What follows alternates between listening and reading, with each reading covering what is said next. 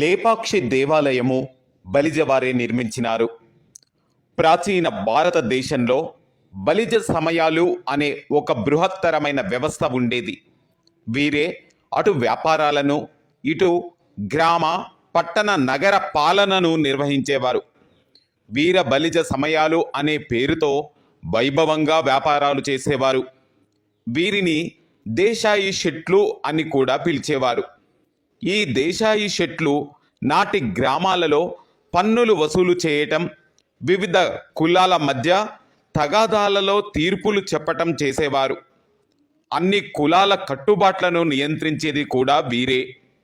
ఈ అయ్యావళి వీర బలిజ సమయం అనే గొప్ప నానా దేశాల బలిజ వ్యాపారుల కుటుంబాలకు చెందిన పెనుగొండ లేపాక్షి, నంది లక్కిశెట్టి గారికి విరూపన్న నాయక, వీరన్న నాయక అనే ఇద్దరు కుమారులు ఉన్నారు. ఈ విరూపన్న, వీరన్న ఇరువురు గొప్ప వ్యక్తులు. తమ బలిజ కుల ప్రముఖులు విజయనగర మహాసామ్రాజ్య సార్వభౌములైన శ్రీకృష్ణ దేవరాయల, అచ్యుత దేవరాయల ప్రతినిధులుగా లేపాక్షి వైపు ప్రాంతమును పాలించినారు. లేపాక్షి వీరభద్రుని ఆలయాన్ని క్రీస్తు శకం 15-16వ శతాబ్ది మధ్యకాలంలో విజయనగర ప్రభువు అచ్యుతరాయల కాలంలో ఆంతరంగికునిగా, కోశాధికారిగా ఉన్న విరూపన్న నాయకుడు కట్టించాడు.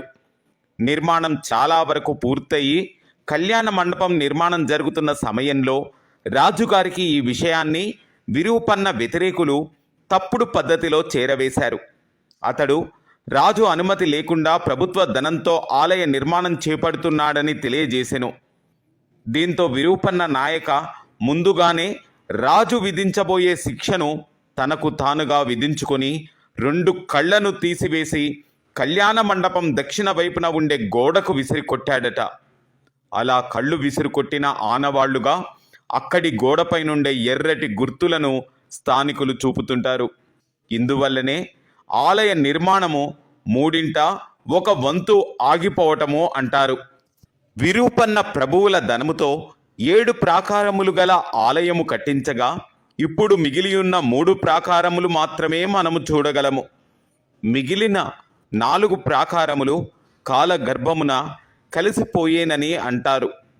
గోడలపైన, బండలపైన కన్నడ భాషలో శాసనములు మలిచారు. ఈ శాసనముల ద్వారా ఈ దేవాలయ పోషణకు ఆనాడు అనేక మంది అయ్యావళి బలిజ శెట్టి వ్యాపారాలు చేసిన భూదానము గురించి వివరాలు తెలుస్తాయి. గుడిలోని పైకప్పు మీద కలంకారీ చిత్రాలు అద్భుతంగా వేయబడ్డాయి. ఈ గుడికి ముఖ్య ఆకర్షణ వేలాడే స్తంభం. ఈ స్తంభం కింద నుంచి మనము ఒక తువ్వాలను అతి సులువుగా తీయవచ్చును.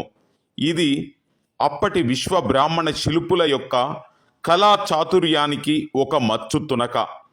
లేపాక్షి ఒక మంచి దర్శనీయ ప్రదేశం. అక్కడ కొలువై ఉన్న వీరభద్రస్వామి చాలా మహిమ గలవాడు. మన బలిజ పూర్వీకులు కట్టించిన ఈ లేపాక్షి దేవాలయాన్ని మనం ఒక్కసారైనా దర్శించుకోవాలి.